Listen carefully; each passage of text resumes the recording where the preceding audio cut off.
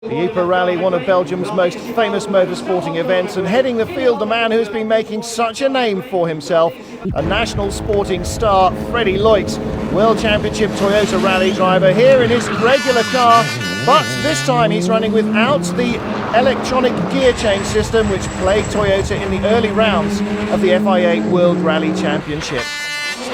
Fastest on the first stage, but he had to let Grégoire de Mervius in the Subaru go ahead of him. Grégoire de Mervius quickest on stage 2, and we're only talking about fractions of a second at this stage. In the Grifoni run Corolla is Andrea Reghini from Italy, trying to win this event against the Belgians who have dominated for the last decade. He's really got his work cut out.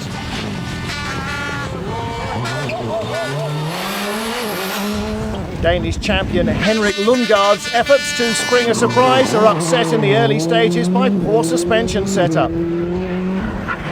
Former Euro Rally champion Enrique Bertoni back on the scene in an older Toyota, 2 years since he last sat in a competition car. This is Britain's Mark Higgins debuting a brand new competition car, the kit car Nissan. First time out for the Almira in rally trim, and grip is the big problem, using this all-tarmac event really to sort out the brand new machine.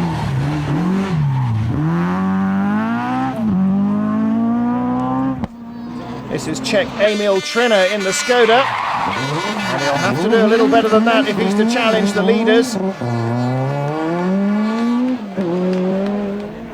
Brand new Evo 5 Mitsubishi for Hans Stacey, and he leads the Group N event right from the start. Subaru driver Renaud Verrate has brake problems, but still comes third on stage 2 and fifth fastest on stage 1. Patrick Smy's escort inside the top 5, but he doesn't seem to have the speed of the front-running cars.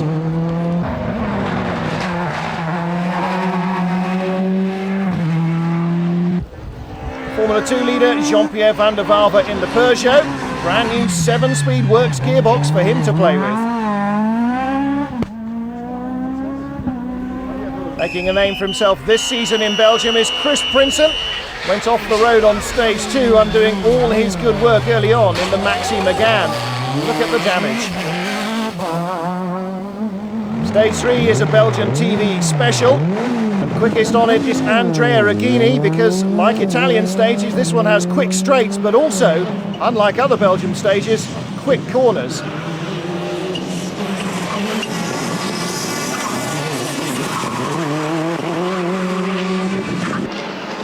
Second quickest, Grégoire de Mervius, combining Belgian and World Rally Championship expeditions. Freddie Loix third, not particularly bothered about going quickly in this Mickey Mouse stage. The next long, fast stages are where he wants to really attack.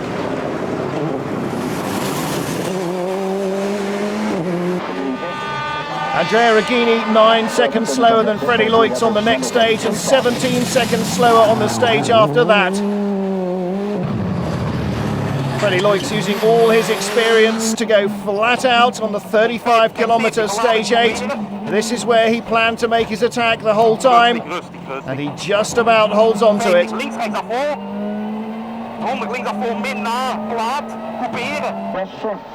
Renaud Verrate with a poor tyre choice on stage 5 and 6, and he's losing time hand over fist. He's putting himself out of the running just with that one tyre choice.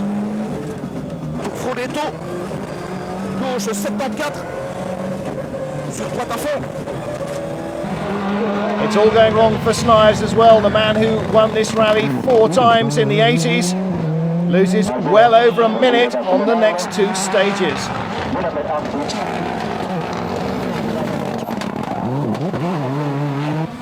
Back into Ypres town for service. Freddie Loix first in, no problems for him. He seems quite happy, and George Donaldson, the team boss, equally so. Renaud Verrate also back into the service point in the Subaru, and here is Prinsen, the F2 Renault Maxi Megane. After it's damaging off, we find out what happened. He says he went straight off into a ditch, coming down from a 6-gear corner. Suspension damage, we lost a lot of time in the next few stages. You can see that big thump there. Problems too for Mark Duez here in the Seat Ibiza. not helping himself as he drops it down into the ditch on the inside of a hairpin, and the two-wheel drive car really taking its time to be helped out by the spectators.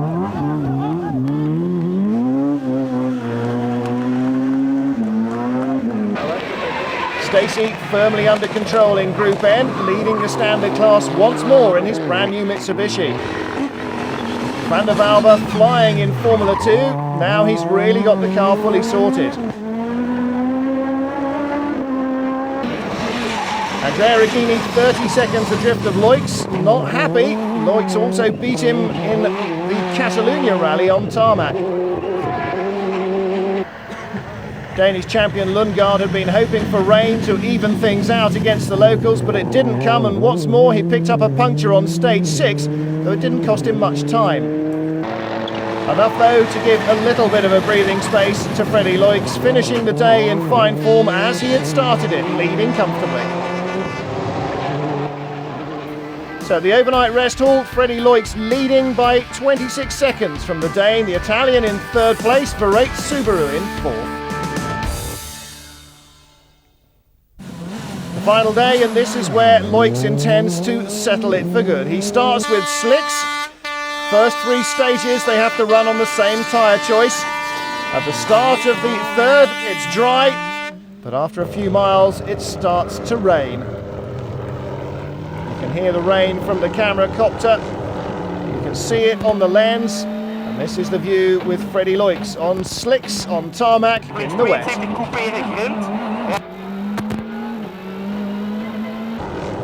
Well, the Dane Lundgaard finally got the rain he wanted, but is it too late? He seems to be having as many problems on the slippery surface as Loix was, and just can't close. Nervius also with slicks, and his Subaru also running out of traction right at the end of the third stage. Our camera copter giving us the shot once more. This time it's Andrea Reghini running out of road and running out of grip, losing valuable seconds as he gets back into action. 70. Sinistra 3 meno, in destra 3 meno, attenzione, taglia tanto il buco. 70. Any hopes of victory for Verate also go out of the window as he loses 54 seconds on this wet stage. And he was unlucky. The leaders only had part of the stage in the rain. Starting later, it was wet everywhere by the time he got there on his 2-stage-old slicks. And overshoots like that you can do without. The rain getting heavier, and that's even worse news for Jean-Pierre Van der Valve's Formula 2 Peugeot. With just 2-wheel drive, he's struggling. Struggling too, Patrick Sniers, a flat tyre and 3 minutes lost in the stage. His rally's over. Drivers back into Ypres then for service, and tyre choice the real critical concern. The racers being hand-grooved by the mechanics, pressure's on. Question is, will he be able to take a third victory? I don't want to think about it now, we've still got a long way to go, says Freddie Loix, old head on young shoulders. And the rally is really over for Patrick Sniers. His engine blows on stage 13. He's won 4 of his 20 rallies at Ypres, but this won't be another to add to the scorebooks. Victory in Formula 2 would really help Van der Valve's Belgian Championship challenge.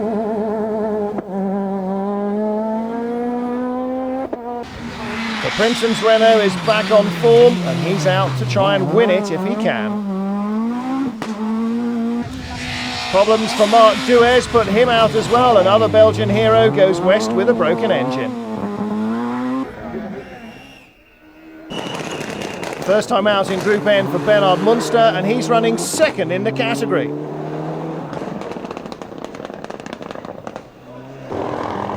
Day 3, the shortest of the event, just 5 stages, and Loix controlling as he wants to from the front.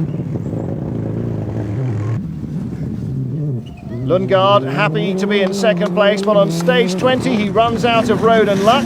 Andrea Reghini challenging now and looking for second place. Verate very quick indeed early on, comes to within 6 seconds of Reghini, but the Italian holds him back. Van der Valve 7th overall and does take Formula 2 honours. The Hoestrata's WRC Escort goes off in spectacular fashion on the last day. Group N leader Stacey hits the same ditch with the same effect, and he's rolled out of Group N. Munster taking lead of the category and the victory. For the third consecutive running though, it's an Ypres rally for this man, Freddy Loix. And who's to argue against a full world champion seat for the Belgian next year?